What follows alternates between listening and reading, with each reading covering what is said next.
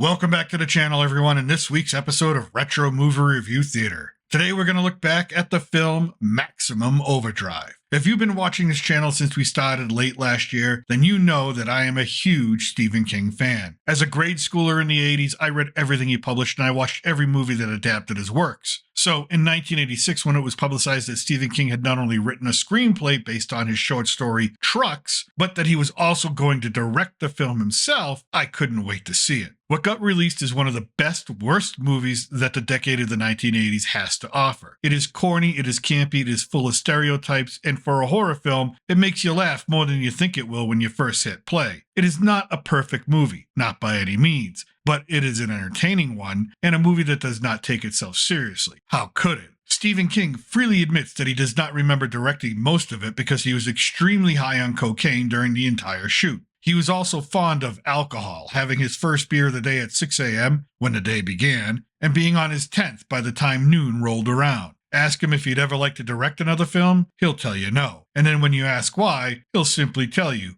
watch Maximum Overdrive. The plot is simple. On June 19th, 1987, the Earth is caught in the tail of a comet. Because of this, machines begin to come to life, cars, radios, televisions, anything that runs on electricity, and for some reason, they want to kill all the humans. This becomes particularly problematic for the employees and customers of the Dixie Boy truck stop just outside Wilmington, North Carolina. Surrounded by tractor-trailers and other heavy-duty vehicles, these machines hold the occupants of the truck stop hostage as they put them to work pumping gas. And they are led by the Happy Toys tractor-trailer truck, which has a menacing-looking Green Goblin headpiece mounted on the grill. The film stars Emilio Estevez as Bill Robinson, a parolee stuck in a dead-end job as the diner's fry cook. Now, Emilio was a major star in the 80s, just coming off of the success of The Breakfast Club and St. Elmo's Fire. But he was not King's first choice for the role. King actually wanted Bruce Springsteen for the lead, and producer Dino De Laurentiis, an Italian producer, did not know who that was, so King did not get his way, and a lot of the crew and production staff pointed this as the impetus for King's downward spiral and reckless behavior during filming. However, looking back at the film now, it is filled with actors who would go on to find success later on in life. Frankie Faison is a truck driver who would become well known for his role in The Silence of the Lambs. Pat Hingle, a solid character actor who would become Tim Burton's Commissioner Gordon and play that role in Batman, Batman Returns, Batman Forever, and Batman and Robin. Giancarlo Esposito, an actor who has become ubiquitous on television in such series as Breaking Bad and The Mandalorian. And last, but certainly not least, Yardley Smith. Who's that? Well,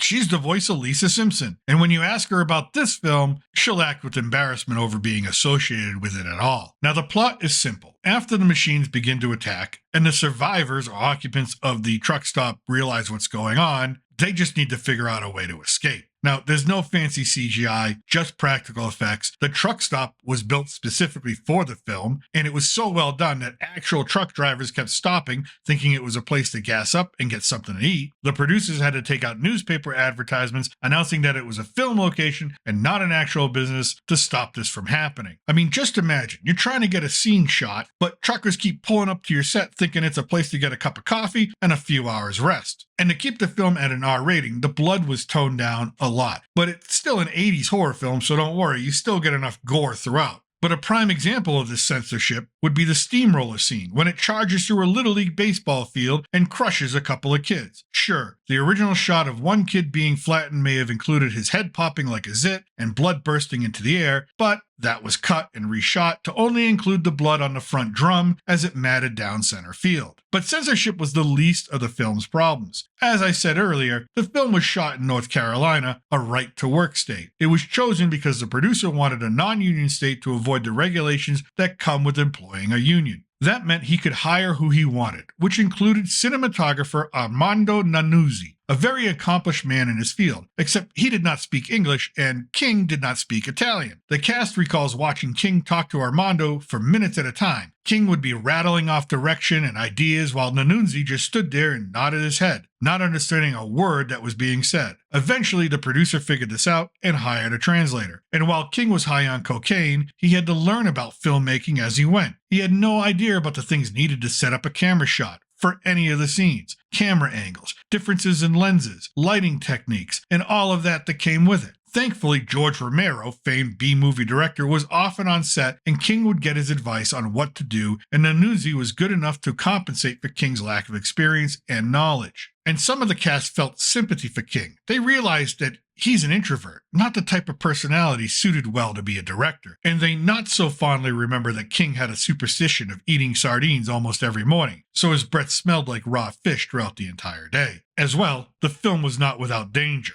Never mind the dozens of remote-controlled vehicles, trucks, cars, lawnmowers that the actors needed to work with because pushing the wrong button could have meant death for any one of them at any time, but this is North Carolina during hurricane season, and sure enough, a hurricane came ripping through the state halfway through production. The cast and crew sheltered in a nearby hotel. To all accounts, they had a great time during this weather event. Being the 80s, the partying must have been legendary. However, when the storm passed and they realized the sets were okay and the production would continue, some of them expressed disappointment. And when filming resumed, cinematographer Nunzi would become a victim of King's inexperience. According to legal documents filed by Nunzi, the scene with a murderous lawnmower went horribly wrong because of negligence on King's part. The remote-controlled mower was supposed to go after a preteen boy, and on the third take, a block of wood got stuck under the machine. Now, prior to this, Nunzi claims he argued with King to have the blades removed for safety. King refused, wanting it to look as realistic as possible, even though you never actually see them in the final product. The mower malfunctioned. Of course it did. And the block of wood underneath it shredded. The mower then sputtered and shot splinters of wood into the air, one of them piercing Nunzi's eye. He was now a cameraman without the ability to see. The case was settled out of court. But after all the delays and the mishaps,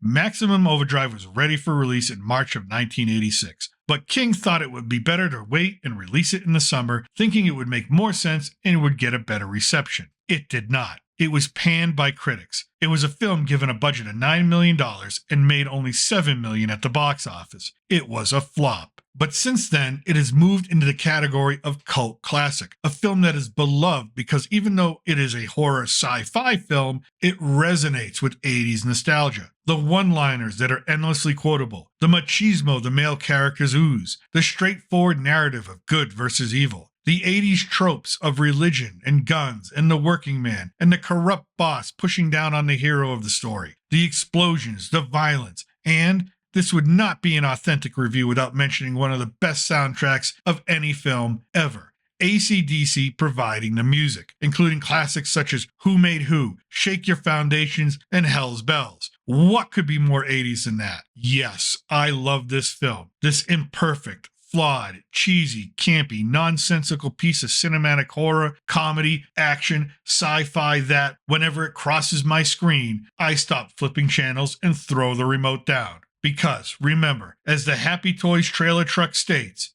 here comes another load of joy. And that's what I think.